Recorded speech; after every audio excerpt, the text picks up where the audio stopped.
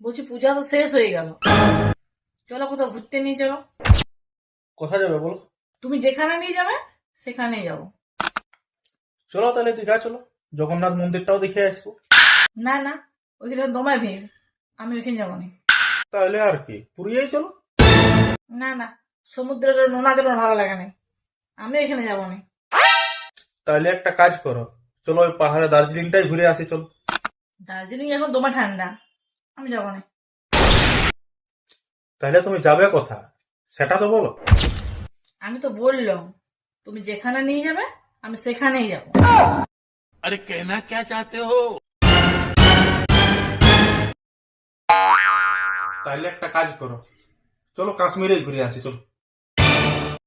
না না, ওইখানে হলো বরফের ঝড় ওঠে, দমা ঠান্ডা, আমি যাবো না।